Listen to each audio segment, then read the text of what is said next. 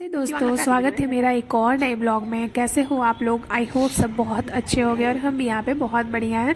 तो आज के ब्लॉग में मैं आपसे शेयर करने वाली हूँ फ्रीज डीप क्लीनिंग मेथड के बारे में, जो कि बहुत इजी होता है और बहुत ही अच्छा होता है। देखो, पूरे घर का हम साफ सफाई कर देते हैं, लेकिन जो हमारा फ्रीज है ना, ये रह जाता है। इसको ना हम लोग इग्नोर कर देते हैं और सबसे ज़्यादा जो जर्म्स होता है ना, वो फ्रीज में ही होता है। आप लोग नोटिस करना, अगर बहुत टाइम तक कुछ खाना पड़ा होता है ना, तो इतना गंदा वाला स्मेल आने लगता है। तो आई थिंक इसे किसी को भी इग्नोर नहीं करना चाहिए। तो आज हम ना सबसे पहले फ्रिज में जितने भी सामान है उसको बाहर निकाले। और सबसे ज़रूरी पता है क्या होता है, इसमें जो अननेसेसरी सामान पड़ा होता है ना, 2 दिन पुरानी दाल, वैसे तो मैं रखती नहीं हूँ, लेकिन फिर भी कभी कभी रह जाता है, उसको ना तुरंत फेंको। उसको तो बिल्कुल खाना नहीं चाहिए, उसको जितना हो सके उतना जल्दी फेंको और मोह माया त्यागो, मैं तो यही कहूँगी, वरना ना वो बहुत ही ज़्यादा अनहाइजेनिक होता है। तो यहाँ पे ना पहले सबसे पहले मैं जितनी भी चीज़ें थी फ्रिज में, मैं सबको निकाल दी हूँ। उसके बाद उसके जो पार्ट्स होते हैं उसको आराम आराम से, क्योंकि वो ग्लास का होता है, वो टूटने का डर होता है। और यहाँ पे ना सॉस रखती हूँ, नीचे ना वो दाग लग गया था, जो कि बहुत ईजिली निकल जाएगा। देखना, बहुत ही ईजी और इको फ्रेंडली तरीका बताऊंगी, जो हर घर में होता है। इसमें आपको कुछ एक्स्ट्रा यूज़ करने का ज़रूरत नहीं है। आपके पास कोलीन है, कोलीन से डिशवाशर से, मैं तो डिशवाशर से ही कर लेती हूँ। मेरे को लगता है कि इससे भी परफेक्टली साफ़ हो जाता है। तो वहाँ पे मैं सारे जगह ना पहले हल्का सा जो फोम होता है ना, सॉफ्ट वाला, उससे, वो दिखने में लग रहा होगा कि वो स्टील वाला है, बट वो एकदम सॉफ्ट था, उससे कोई स्क्रैचेस नहीं आएंगे। तो मैंने पहले ना उससे एक बार रगड़ लिया था। उसके बाद एक सॉफ्ट टॉवेल ली थी, वो जो हैंकी होता है ना, वो बहुत ही ज़्यादा सॉफ्ट, उसको ना पानी में थोड़ा सा, गर्म पानी में थोड़ा सा विनेगर डाला था एक डब्बा में, और उसमें डुबो के पूरे फ्रिज को क्लीन करके ना एकदम नया जैसा चमचमा चकचका दिया था। पता है, कोई चीज़ साफ हो जाता है ना, तो एकदम लगता है ना कि अभी जस्ट ये आया है। तो वैसे करके ना मैंने पूरे फ्रिज को ना बहुत ही अच्छे से डीप क्लीन किया था। स्पेशली जो बर्फ़ वाला एरिया होता है ना, उसको मत भूलना। मैंने सुबह में 1 घंटा पहले ही ना फ्रिज को बंद करके छोड़ दिया था और खुला करके छोड़ दिया, ताकि पूरा गैस निकल जाए।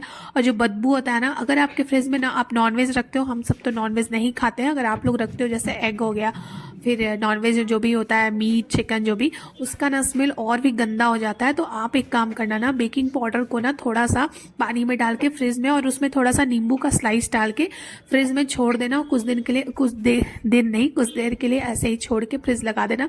पूरा जो स्मेल होता है ना, वो खत्म हो जाता है।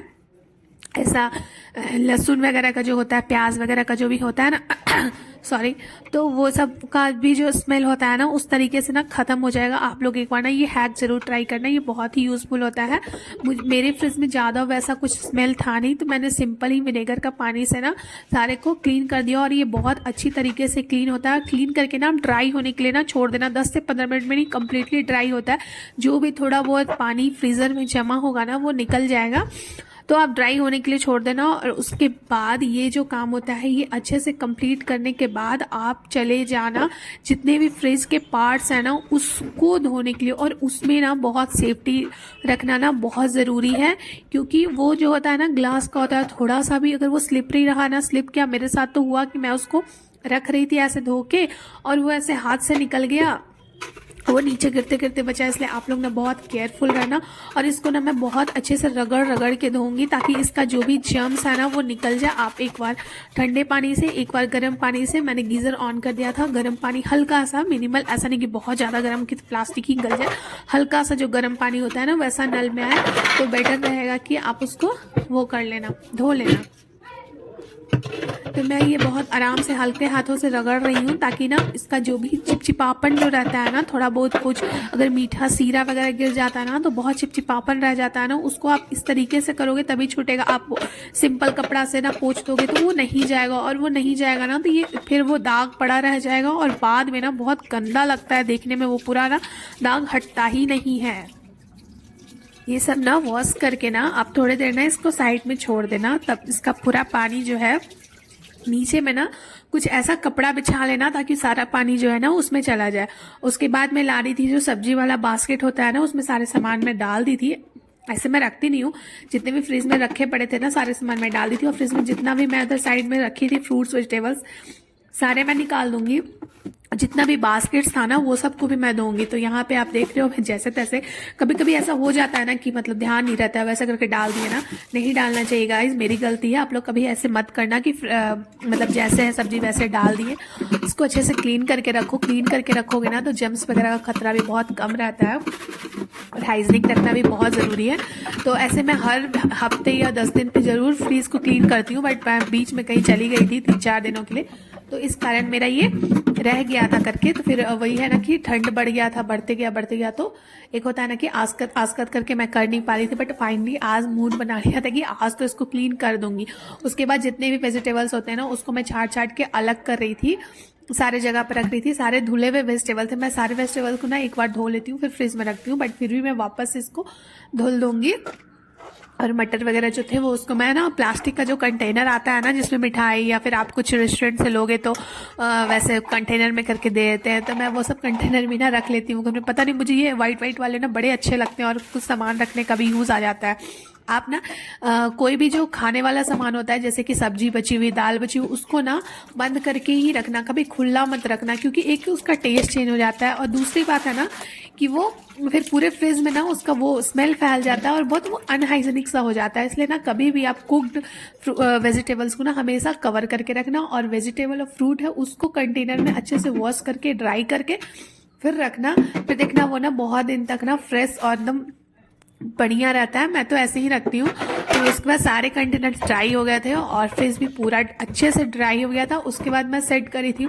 मैं ना सेट करते टाइम हमेशा भूल जाती हूँ कि ऊपर वाले वो में कौन सा है, नीचे वाले में क्या कौन सा है, बार बार मैं लगा के ना रीचेक कर रही थी, बैठ रही थी। फिर मेरे को लग रहा है ना कि कहीं मैं उल्टी डायरेक्शन में तो नहीं लगा रही हूँ। आई थिंक ये सबके साथ होता है ना। आप लोग भी कमेंट करके बताना कि आप लोग भूलते हो या बराबर याद रहता है। मैं तो हमेशा ही भूल जाती हूँ। फिर बहुत आराम आराम से सारे को सेट कर रही थी और इतना अच्छा लग रहा था ना देख के गाइस, ट्रस्ट मी।